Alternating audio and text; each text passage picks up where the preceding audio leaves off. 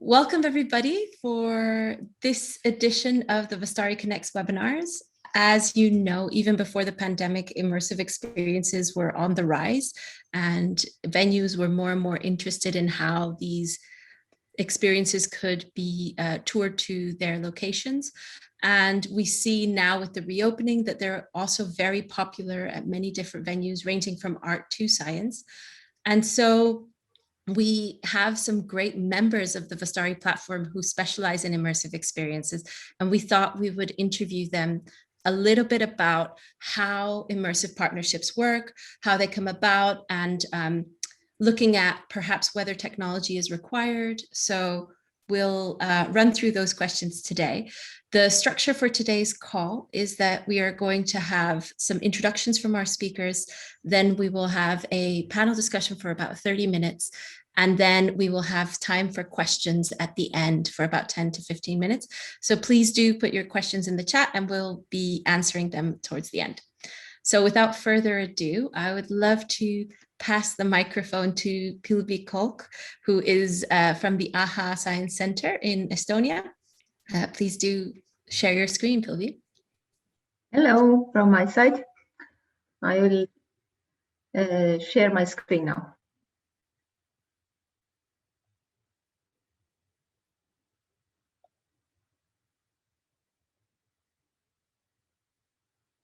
Now you should see it.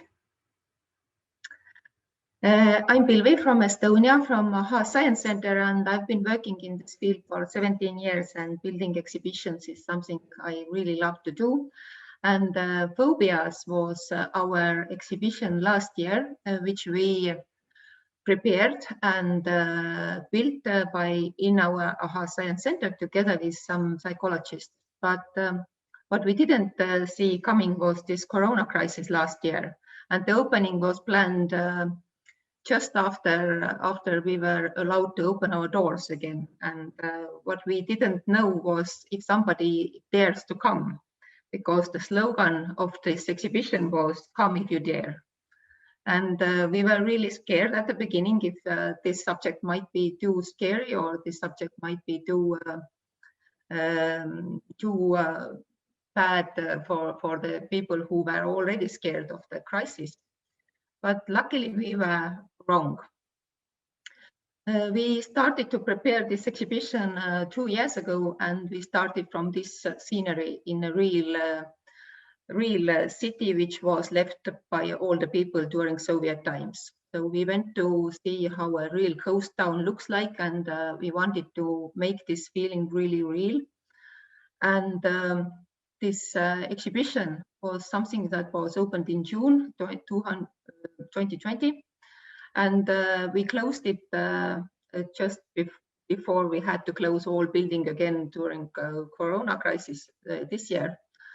And we gathered more than 100,000 visitors, which is less than we would ordinarily get, because ordinarily we are visited by 220,000 people during 1 year. But considering the fact that all this time there was a limitation how many people can be inside the building at once, it is the best result we could ever dream of, because all the other museums in the town were not seeing visitors at all. But we got in July, we had the record, all-time record. It was even better than dinosaurs, even better than bodies. So Phobias was something that people really wanted to see and look. And we didn't build this exhibition only by ourselves. We had partnership with this company who is doing experiments in psychology field, and real psychologists were the ones who wrote text to the exhibition, and who were behind all this scientific part of the exhibition. And this is how it looked like a real city, and all those walls were like in a real life in those cities we visited before. And this city, imaginary city, had different rooms for different phobias. So altogether, more than 25 phobias were shown, and it's all immersive in a way that we could cover all senses human has. Even the sense of taste, because when we were opening this exhibition, we offered this ugly cake which looked like cow crap. And everybody was happy with it.